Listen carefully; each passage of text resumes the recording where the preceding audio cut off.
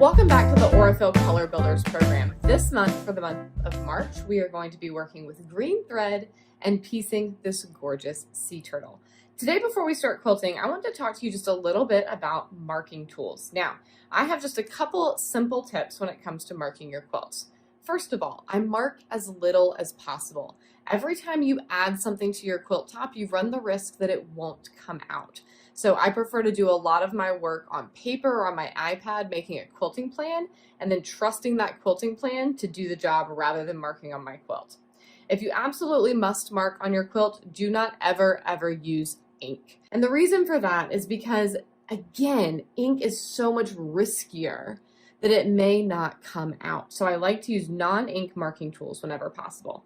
These here represent my top 3 categories of tools, all right? First of all, for marking on light fabrics, I have a simple number 2 pencil. This happens to be a mechanical pencil. I often keep wooden pencils handy as well. The graphite washes out very easily. If I'm marking on dark fabrics, I will use either white chalk. Again, don't use chalk that has color added to it because dyes run the risk of staining your quilt, or a ceramic pencil. The chalk pencils tend to be a little bit more readily available. The ceramic pencils are a little bit more precise. These are both kind of easily brushed or gently erased off your fabric or wash out as well. And for all fabrics, light, dark, printed, anything in between, I love a trusty Hera marker. Now, of course, you can draw any shape you want with these tools here, but the Hera marker allows us to make an indentation on our quilt, just a slight little crease using nothing but pressure, which of course easily steams out. This is best for doing things like straight lines or geometric shapes, as a marker that I always keep handy. So if you absolutely must mark your quilts, these are the tools that I recommend. And interestingly enough, this month's Color Builders is an example of a time that I'm going to mark my quilt, and I'm going to show you how to do that. Now, I mentioned that this month I'm choosing to mark my quilt. Here is the quilting plan that I have settled on. First of all, I'm going to keep my quilting in my sea turtle as minimal as possible. The seams this month are very thick. I don't want to have to do too much stitching over them. I will, however, if I can get over the seams smoothly, add just a few little switchbacks under his chin and down on his chest just to create a change of depth at those parts of the quilt where he recedes and to allow his little face to pop forward. As far as his background, I've decided to try to create a little bit of the illusion that he's swimming just beneath the surf. I'm going to use my medium green to create wavy lines underneath my turtle and some big swirls. Possibly these swirls, I'm also flirting with the idea. Let me make sure I pull the right layer off of here. There we go. And remove. Nope. I want to keep that one. I want to remove this one. There we go. Possibly some swirls that look more like this to look a little bit more wave-like. Still playing around mentally with which one I'm going to do. And then finally, these little bubbles, just of his little air bubbles popping up to the surface. Now, you might be thinking, Holly Ann, you're about to quilt this. How have you not decided which waves you're going to do? Well, I've decided that I'm going to do the wavy lines first and then the bubbles. Those are incidentally the 2 parts of this that I'm going to mark. Then I'm going to do what I call making visual decisions visually. I stole that phrase from my friend Frances. And it's basically letting the creative process develop as you see how the work looks. So I've got 2 options here as far as these waves, and we'll make a final decision after I do the bubbles and the wavy lines. Now, let's do a little bit of marking. For this part of my process, I'm going to use 2 of my marking tools. I'm going to use my Hera marker and I'm going to use my number 2 pencil. All right. Now, I'm going to use this Hera marker down here to mark a basic wavy line. I'm going to mark it all the way across the bottom, and I'm going to use this as my first line that I quilt so that I can echo it as I make my way up. All right. Could I simply eyeball this rather than marking it? Absolutely. Notice I'm just holding that edge down. But I've decided that I want to mark it because I want to make sure that I get enough wave in this line. And I'm concerned if I just eyeball it based on the little practice bits that I was doing while I checked my tension, then it may not be quite as wavy as I want it to be.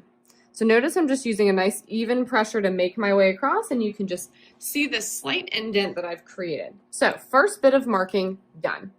The second bit of marking I'm going to do is for this little guy's air bubbles. And I'm marking these because I need them to be to scale. I need them to be fairly large.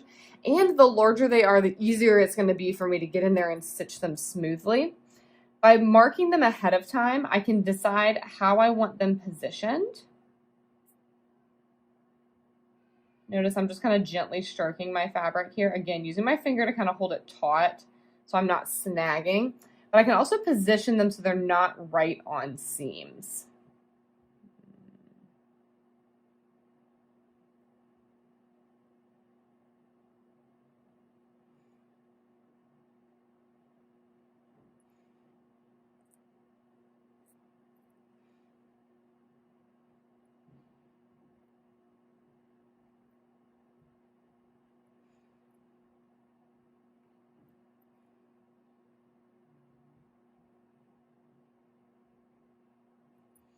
These are marked very lightly. The idea here being because this is a mini quilt that I'm going to be hanging on a wall, I'm not necessarily planning on throwing this in the machine.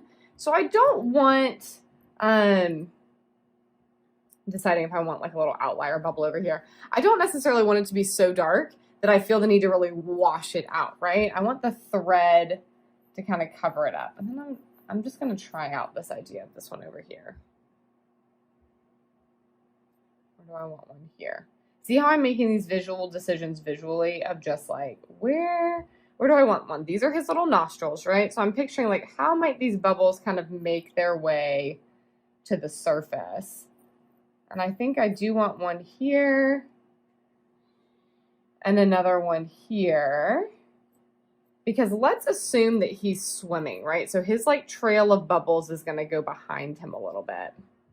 Oh yeah, I like how this is turning out.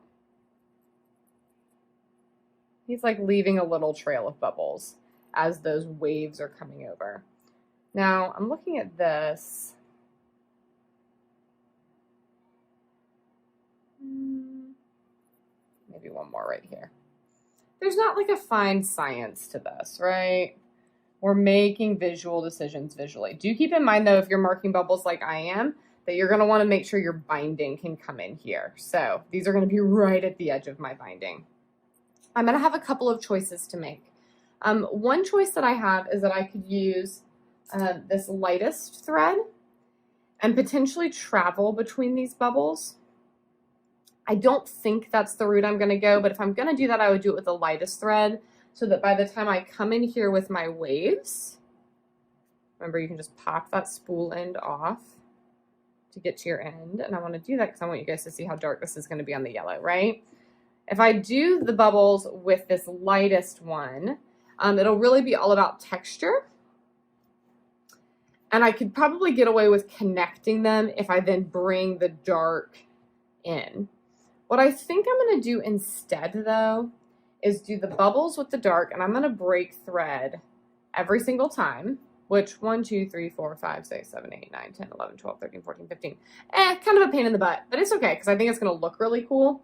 And then I'll be able to use the medium green and possibly even a little bit of the light green up here towards the edges to bring those waves in. So we've used our Hera marker to mark our waves. We've used our pencil to mark our bubbles. And our next step is to quilt both of those. Then we'll make the final decision about how we're going to stitch the waves.